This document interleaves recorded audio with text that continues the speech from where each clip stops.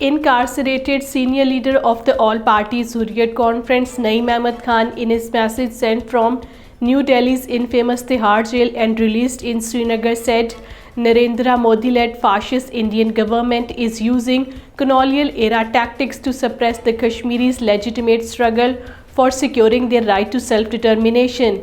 Law enforcement agencies are committing grave human rights violations, including threats against Kashmiris' right defenders, political workers, journalists, and civil society activists, and are conducting raids on their houses and offices. Protest demonstration was held in Srinagar today against awarding of life imprisonment to Kashmiri youth by an Indian court in false case. Those sentenced were Mirajuddin Chaupan of Tural, Pulwama, Sajjad Ahmed Khan of Pulwama, Bilal Ahmed Mir of Taral, Muzaffar Ahmed Butt of Taral, and Ishfaq Ahmed Butt of Khalpura, Islamabad. The family members of Mirajuddin Chaupan appeared at the press enclave in Srinagar.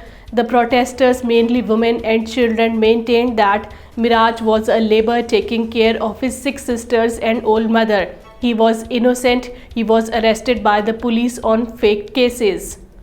Many people from the opposition parties in India have praised Israeli filmmaker and International Film Festival of India jury head Nadav Lapid's remarks against the controversial Bollywood film The Kashmir Files.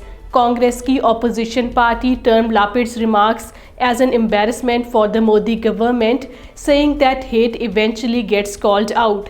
Shiv Sena leader Sanjay Raut supported Lapid over his remarks about the Kashmir Files. He said this is truth about the Kashmir Files. It was the propaganda by one party against another.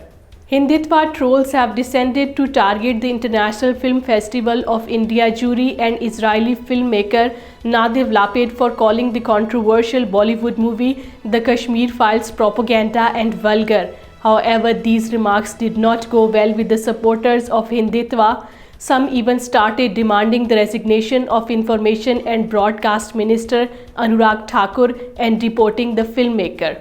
As global marketing companies are facing a hostile environment in India under fascist Narendra Modi, Amazon has announced it is discontinuing Amazon distribution. The e-commerce giant last week has said it would be shutting its food delivery business and online learning academy in India.